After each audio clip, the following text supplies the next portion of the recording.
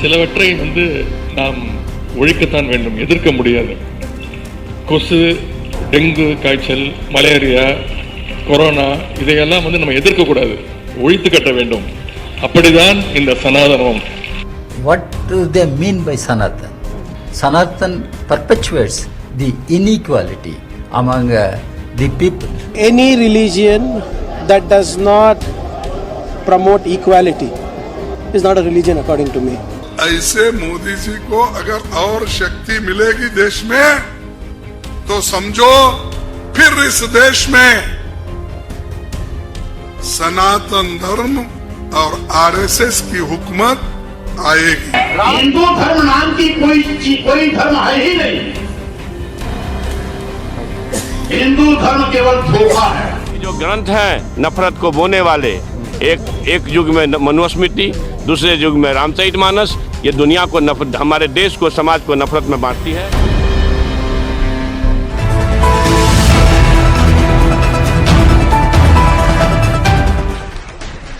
சனாதனம் என்பதை எதிர்ப்பதை விட ஒழிப்பதே நாம் செய்ய வேண்டிய முதல் காரியமாகும்.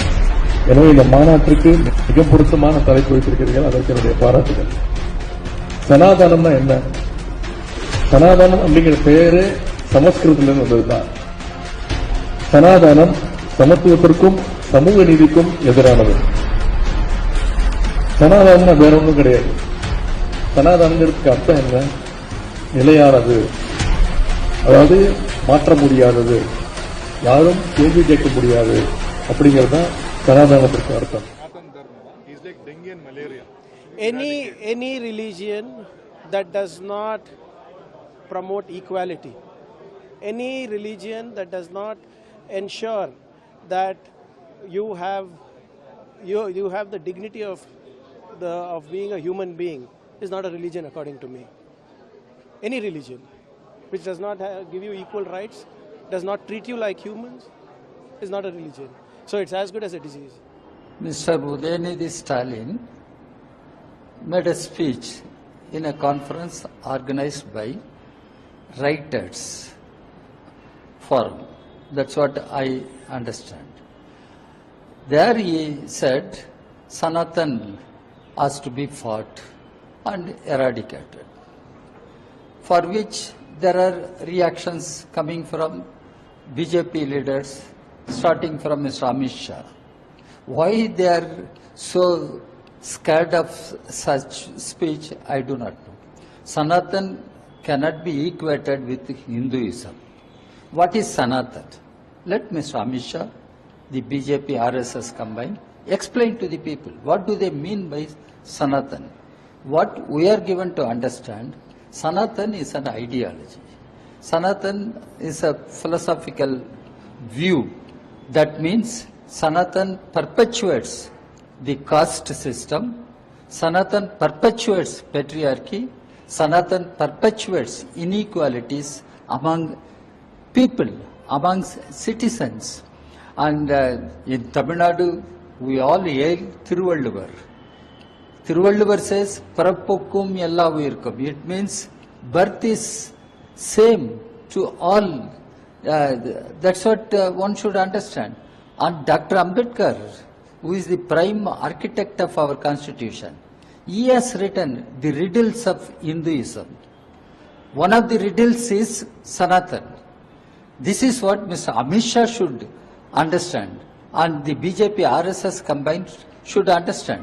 Otherwise, let them say Sanatan doesn't approve Manusmriti, Sanatan doesn't approve caste system, Sanatan doesn't approve patriarchy, Sanatan stands for equality among all persons, citizens. So why they are raising this issue? Just to polarize the people and communalize the whole situation. So your party is supporting the Udayanidhi Stalin what said about Sanatan Dharma? It is not the question of supporting X or Y. It is the question of stating our position on an issue. I am stating my party's position on Sanatan. What do you mean by Sanatan? This is what now there is a governor in Tamil Nadu what he is speaking in the defense of Sanatan, he says Marx was a disaster, Marxism is disastrous, Periyar was a disaster, Periyarism is disastrous. Let Mr. Amit Shah say what he means by all these things. How can the governors say Marx, Periyar, they are all disastrous? Marxism is disastrous? How can he comment on such lines? And that too in defense of Sanatan. Now one should understand what is Sanatan. That's why I am saying Sanatan is understood as an ideological position, as a philosophical view, and Sanatan cannot be equated with Hinduism, and that cannot be used to target Mr. Udayanidhi Stalin or target people who question Sanatan. Tamil Nadu. Now, what is that ideology of Sanatan? That's what I want to ask them. Let them explain. Let the governor explain what is Sanatan. Let Mr. Amit Shah explain what is Sanatan. I am saying Sanatan is one which perpetuates caste system, which approves Manusmriti, which perpetuates patriarchy, which perpetuates inequality. I am saying, let them say what is Sanatan according to them. Do they explain what is Sanatan? Tamil Nadu के मुख्यमंत्री के बेटे DMK नेता उदयनिधि का पुतला है। आज हमने जो है प्रतीकात्मक पुतला दहन किया है और तलवारों से उनका सर कलम किया है, क्योंकि उन्होंने कहा है कि मच्छर, डेंगू, मलेरिया और कोरोना की तरह सनातन धर्म को समाप्त कर देना चाहिए।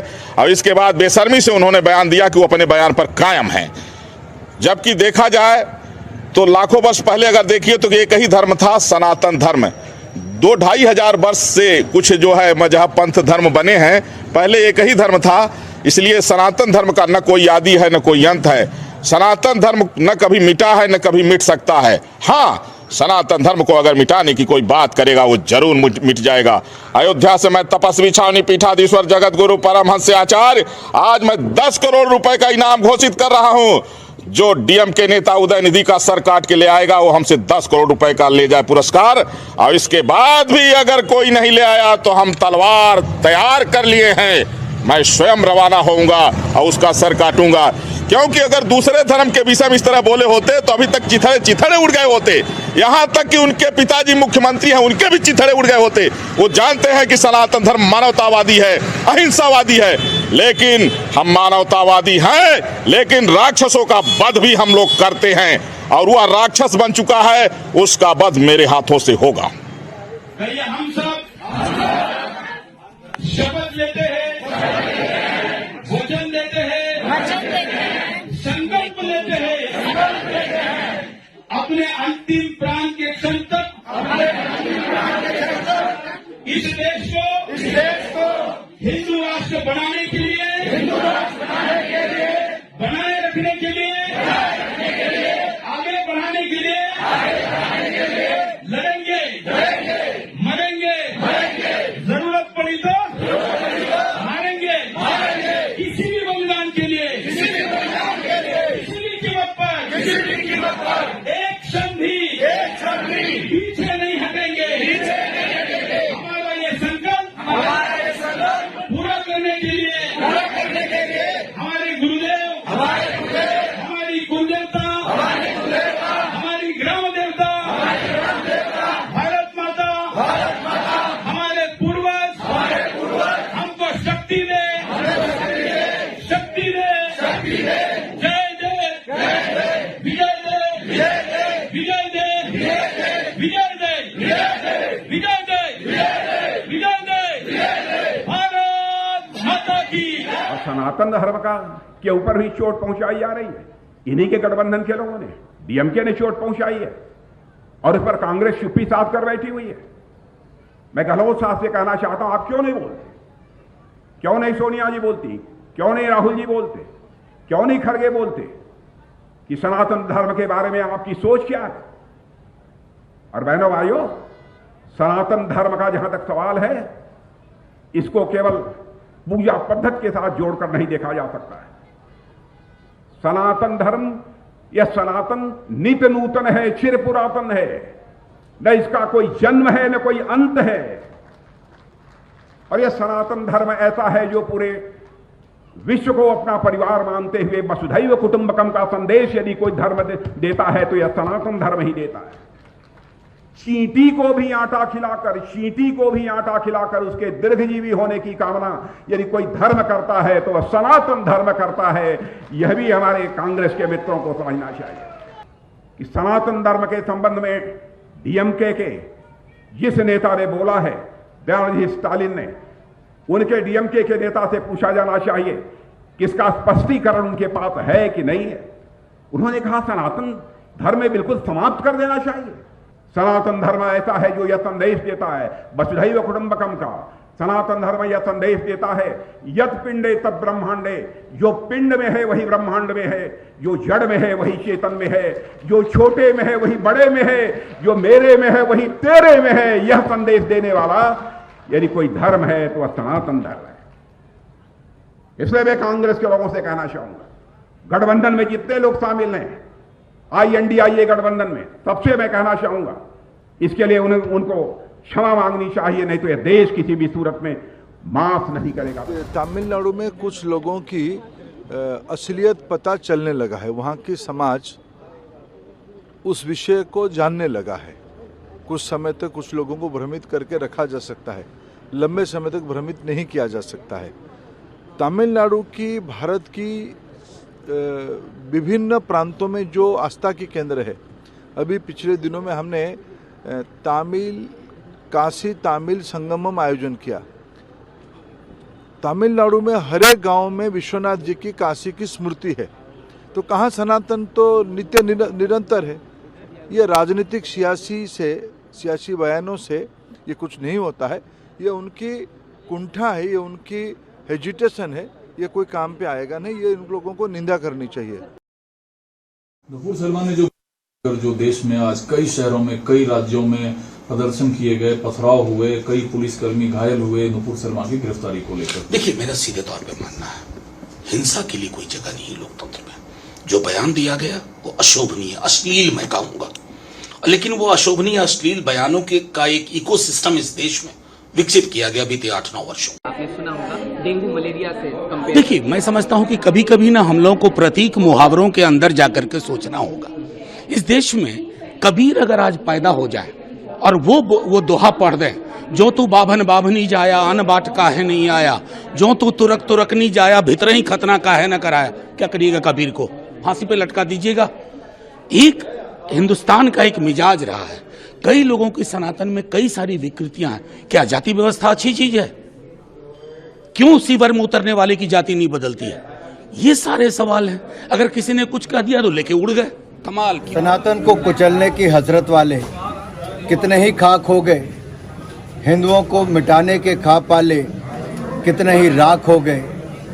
सुनो घमंडिया गठबंधन के घमंडियों, तुम और तुम्हारे मित्र रहे ना रहे, सनातन था, सनातन है और सनातन रहेगा।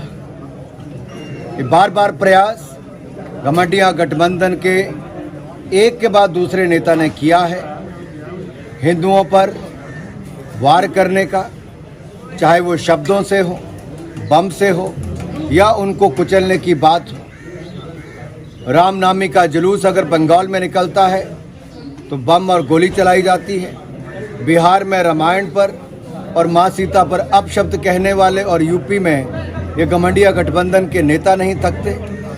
हिंदू आतंकवाद कहने की होड़ कांग्रेस में एक के बाद दूसरे नेता की लगी है। आखिर इनकी मंशा और मानसिकता क्या है? ये राजनीति के लिए इतना नीचे गिर जाएंगे कि सनातन धर्म को खत्म करने की बात करेंगे, हिंदुओं को कुचलने की बात करेंगे, हिंदू आतंकवाद की बात कहेंगे। ये दिखाता है कि ये ध्रुवीकरण करके राजनीतिक लाभ उठाना चाहते हैं, लेकिन देश की जनता इनका असली चेहरा जानती है, इनको सही ठिकाने पर पहुंचाएगी। पूरे देश से इस गठबंधन के नेताओं को माफी मांगनी चाहिए। और सर ये स्टालिन के जो संघ ने जो बोला है सर, पे देखा जाए, आपने अभी थोड़ी देर पहले कुछ ट्वीट भी किया था, तो उस पे देखिए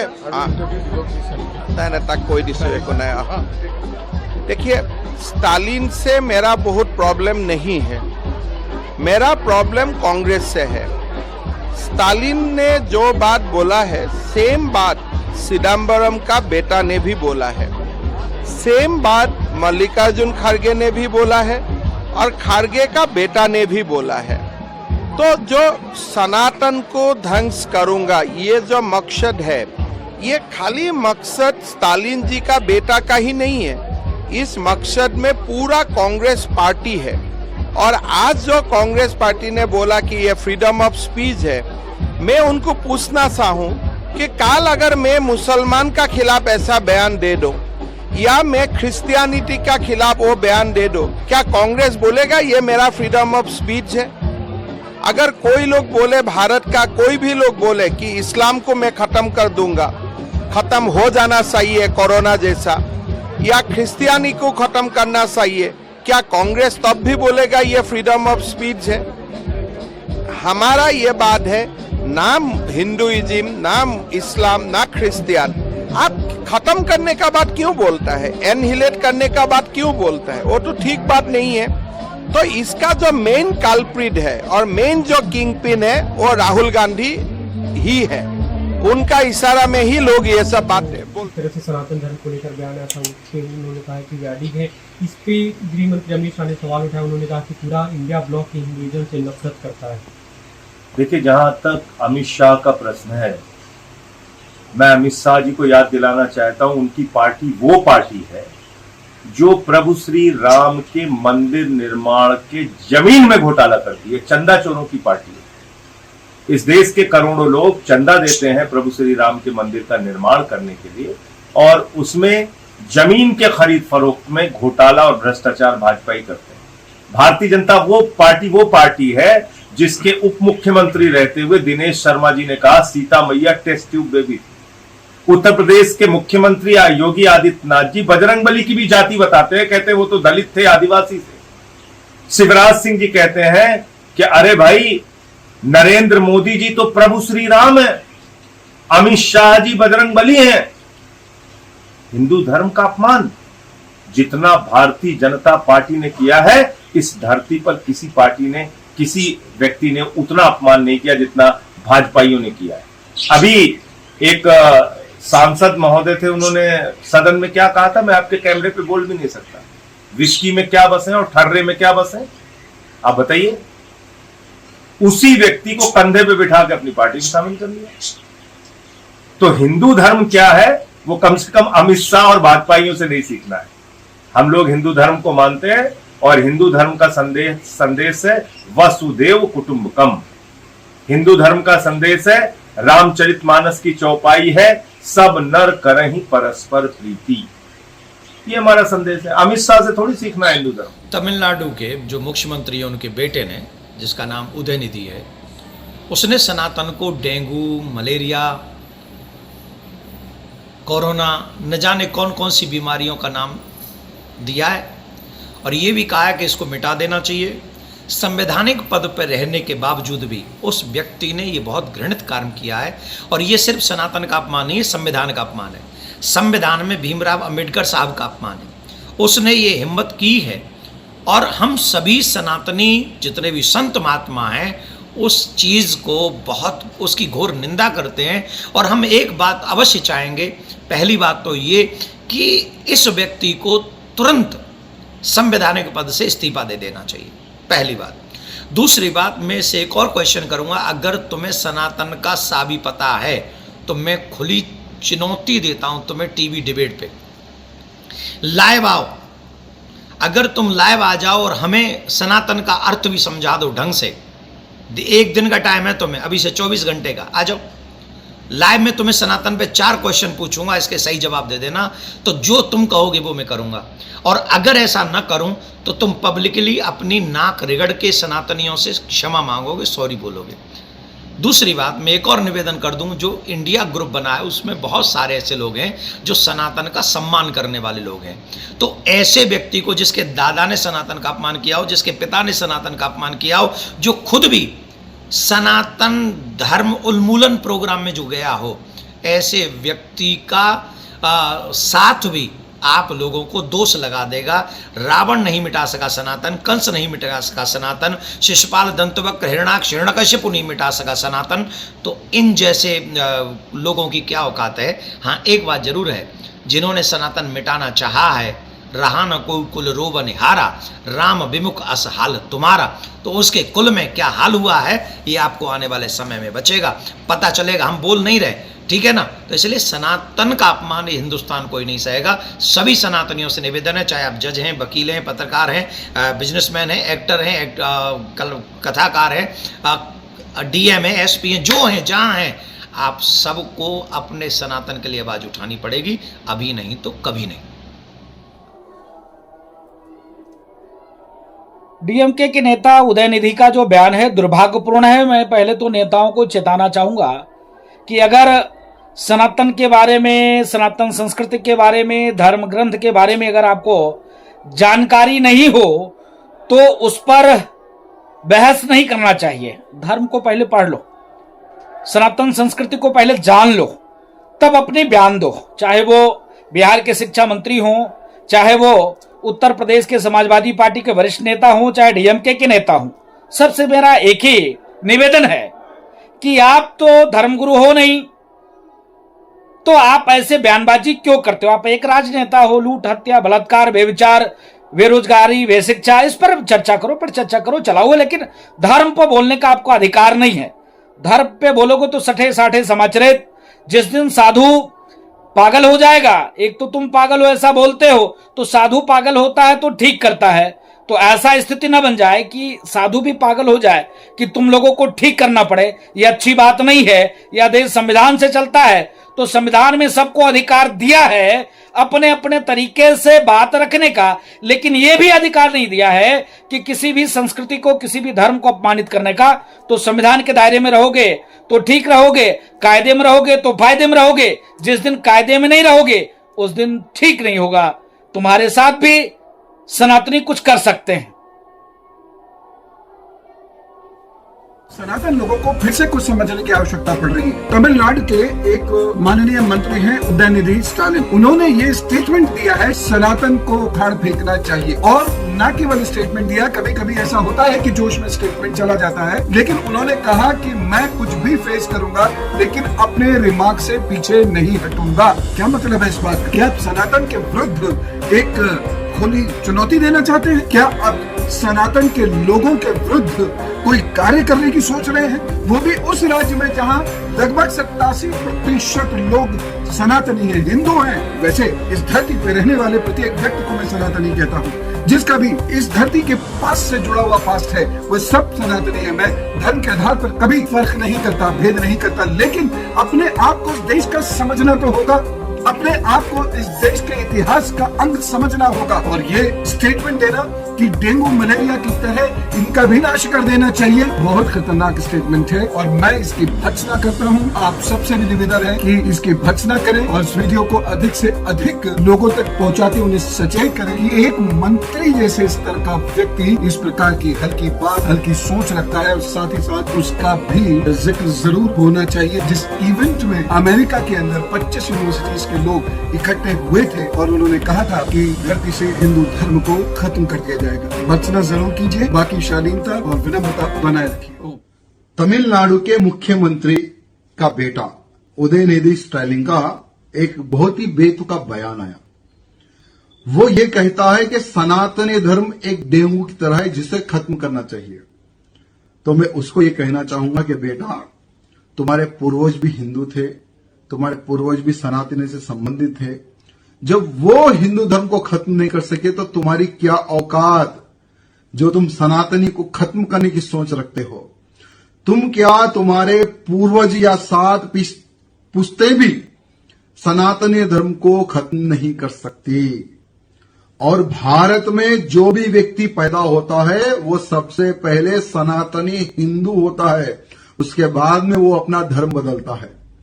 और रही ये स्टालिन के बेटे की बात, मैं भारत के हिंदुओं को कहना चाहूंगा कि ऐसे व्यक्ति को सबक सिखाए। और तमिलनाडु में आज जितने प्राचीन मंदिरें हैं, मठ है, मैं समझता हूं किसी राज्य में नहीं है। हजार हजार साल, 500-500 साल पुराने मठ मंदिर तमिलनाडु में है, प्राचीन मंदिर तमिलनाडु में है। यानी सबसे ज्यादा स्ट्रांग अगर सनातनी हमारा हिंदू धर्म है तो वो तमिलनाडु में है। तो तमिलनाडु के हिंदू क्या सोचते हैं इस विषय पर? मैं तमिलनाडु के हिंदुओं से कहना चाहूंगा कि ऐसे राजनेताओं के बेटे को सबक सिखाए।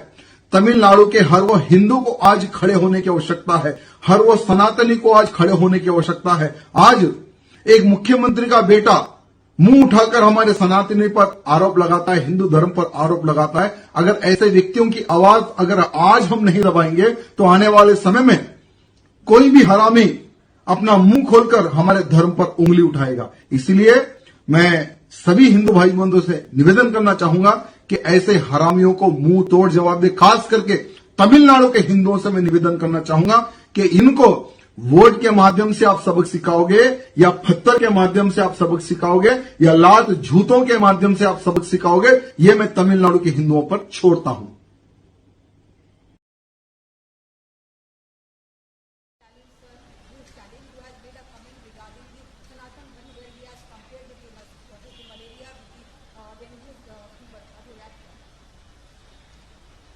I have a great regards for Tamil Nadu people, full of South India, and also Stalin ji also I respect him. But my humble request would be to them, every religions, they have their separate sentiment. What we say always that, if you divide my full body, it is different castes, different religions, and India is for that. India is a secular country, India is a democratic country, and at the same time unity in diversity is our origin. So I respect Sanatana Dharma because we know the Rig Ved, Atharva, so many Veds, and it came from our Upasana, Aradhana, Bandhana from then. And also Sanatana Dharma, I give them pension also because there are so many Purohit. they पूजा पाठ जो करते हैं, जो पूजा पाठ करते हैं, they do the pujas. So how it is popular, the Balapati is very popular in South India and all over the country. Now Siddhi Data Vinayak is popular in Maharashtra and all the country. Durga Puja is popular but belongs to every country. Now we go to mandir, masjid, temple, church, everywhere. We should not involve in any matter which may hurt any section of people. It maybe is a junior, so he may not be knowing that, but from my side I can give my views that I also came to know this, but I do not know from which vision they have said so. I feel that they have to respect every religion. हमारे channel के साथ जुड़ने के लिए subscribe करें और bell notification दबाना ना भूलें।